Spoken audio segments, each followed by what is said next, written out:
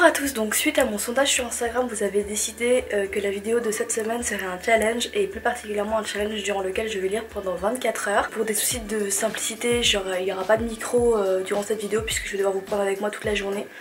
Je pense que cette vidéo va durer 2 jours parce que j'aime dormir et j'ai quand même des choses à faire dans la journée, donc je pourrais pas lire 24 heures de suite. Mais c'est ça, on va quand même essayer de suivre à fond ce challenge et de lire le maximum possible. Là actuellement il est 10h30, je vais juste prendre mon petit déjeuner puis après je vais me poser, on va commencer le premier livre de la journée.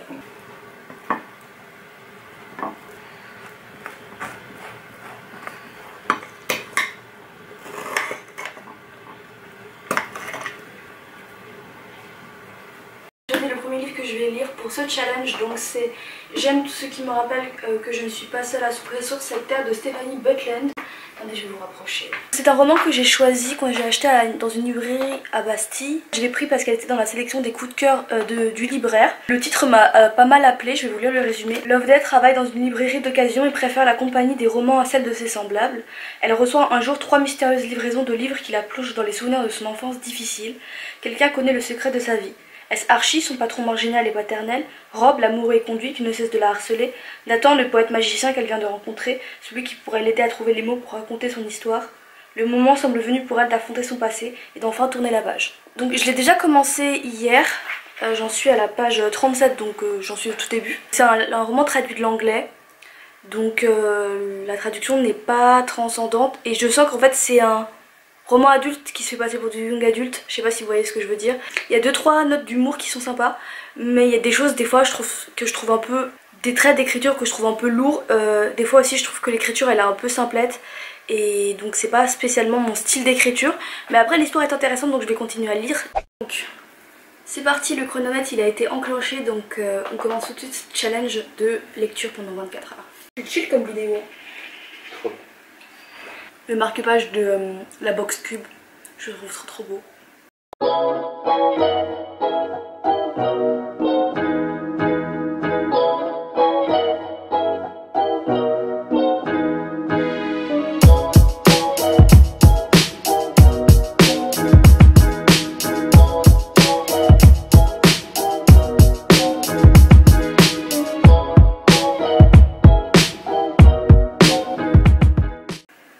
La meuf elle a dit quoi au mec? Elle lui a dit merci, mais je ne sors pas beaucoup, je suis asociale. C'est toi? Moi je dis ça aux gens. Oui. Petit update du coup de mon challenge, il est à 13h donc ça fait à peu près 2h30, 2h45 que je suis en train de lire. Je suis toujours sur le premier roman que je vous ai montré tout à l'heure. Pour l'instant il me plaît plutôt pas mal, il est assez amusant, contrairement à ce que je vous ai dit tout à l'heure que c'était un petit peu un style de bas étage, enfin je le pense toujours honnêtement. Mais il y a quand même quelques petites choses qui me plaisent dans ce roman et qui font qu'il est très facile à lire, très léger à lire et très agréable pour débuter de ce challenge. Donc là j'ai pris une petite pause juste pour faire des courses et pour aller manger. Donc je vous retrouve tout à l'heure avec mon lunch pour continuer la suite du défi. Là c'est prêt, on a fait des sandwichs au falafel. Hop. Je vous mettrai la recette en barre d'infos si ça vous intéresse. Et bien sûr c'est toujours accompagné de notre petite lecture.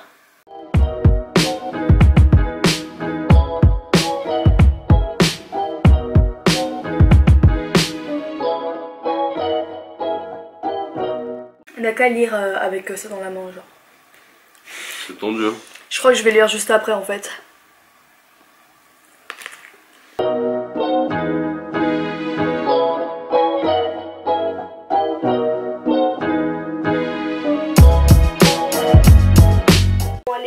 Dis à ton mec que ton père a été tué par ta mère et mariez-vous qu'on en finisse là. J'ai envie de changer de livre moi. Pourquoi elle le dit pas, je suis chiant? Parce que c'est un secret difficile à porter tu vois. Mais... Pourquoi t'as un secret comme ça que tu gardes de moi? Hein? Pourquoi t'as un secret comme ça que tu gardes de moi? Non. Enfin même si j'en avais un je te le dirais pas. Hein. C'est le principe d'un secret.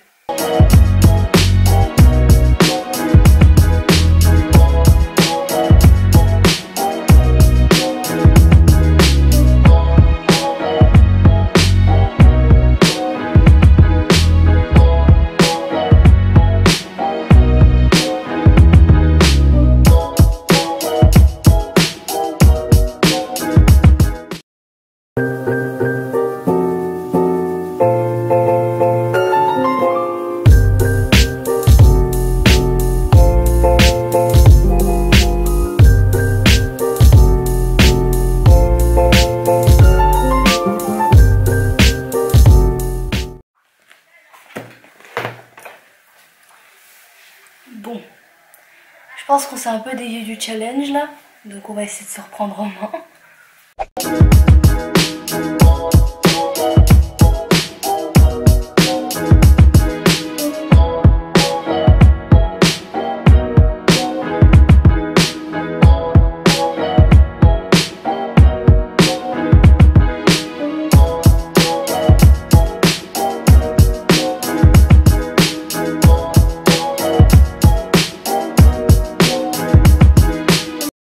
Enfin de finir mon premier livre de ce challenge, donc je vous rappelle le titre, c'était J'aime ceux qui me rappellent que je ne suis pas seule à souffrir sur cette terre. J'ai beaucoup aimé ce roman contre toute attente.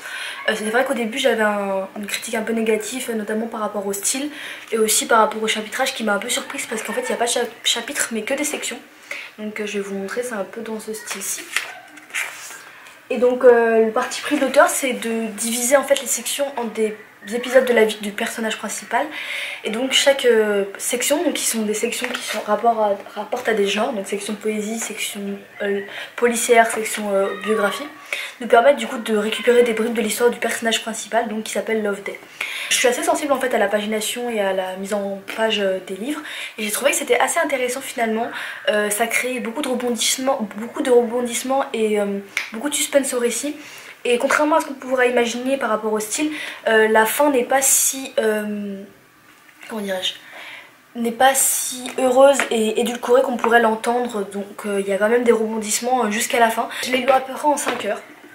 Donc voilà, je pense que 2 après-midi ça vous suffiront pour le lire, ou une après-midi complète si vous êtes un peu plus costaud.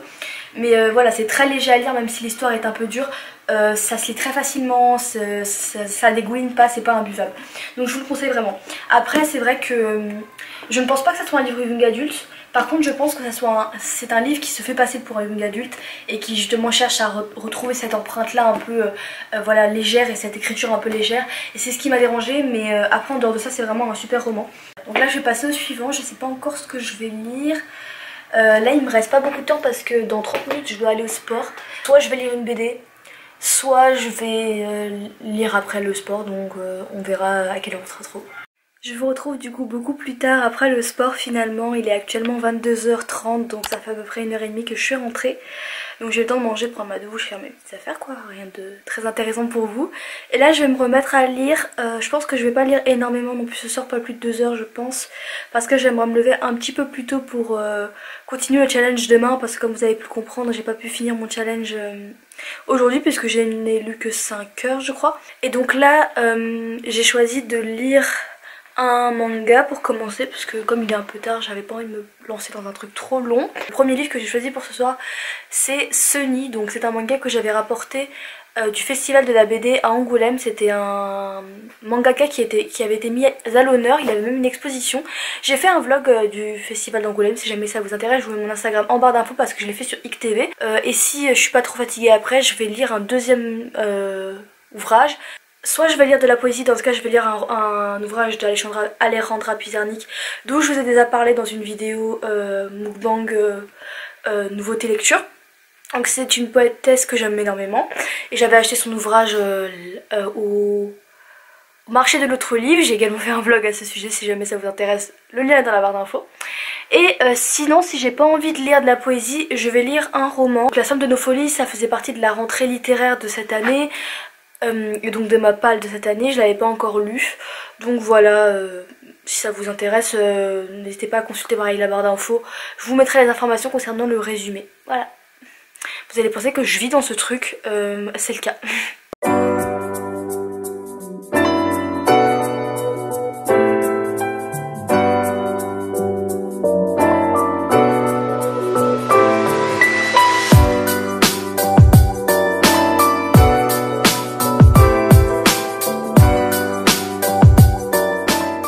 Désolée pour ma tête qui a grave dégénéré. Je voulais juste vous faire un petit update sur Sunny que je viens de terminer. Il est 23h40 à peu près. C'est le dernier ouvrage de Matsumoto qui va parler de l'enfance et qui va mettre en avant le thème de l'enfance, parce que c'est un thème qui est assez dominant dans son écriture, parce qu'il a été mis dans un foyer quand il était enfant, et c'est finalement le récit qui va clôturer ce passage là de son écriture et de son travail de mangaka. Donc là je viens de terminer uniquement le tome 1 de Sunny, qui fait finalement le portrait des différents personnages de l'histoire, toujours à travers cet aspect, ce regard naïf très propre à l'enfance. C'est assez intéressant, du coup avec les images ça le retranscrit vraiment bien. Donc j'ai beaucoup aimé. Après j'ai lu que le tome 1, donc à voir pour aller plus loin, un peu plus dans l'histoire. Mais pour ce qui est de la mise en... enfin de l'atmosphère, de la construction de l'atmosphère, j'ai trouvé que ça donnait vraiment envie de lire la suite.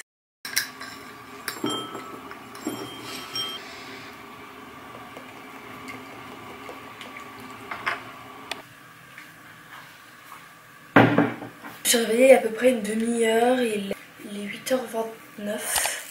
J'ai commencé par lire de la poésie, donc je vous en ai parlé hier soir.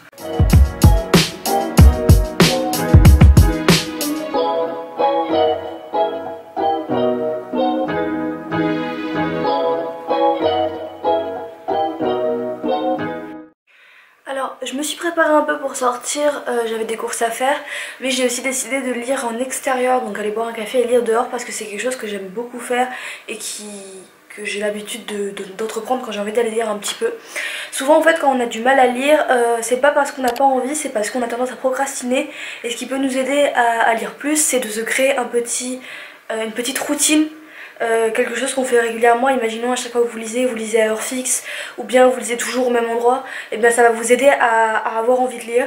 Et donc c'est pour ça que j'ai voulu sortir boire un café en extérieur pour vous partager voilà ce petit tips que j'ai pour lire un peu plus.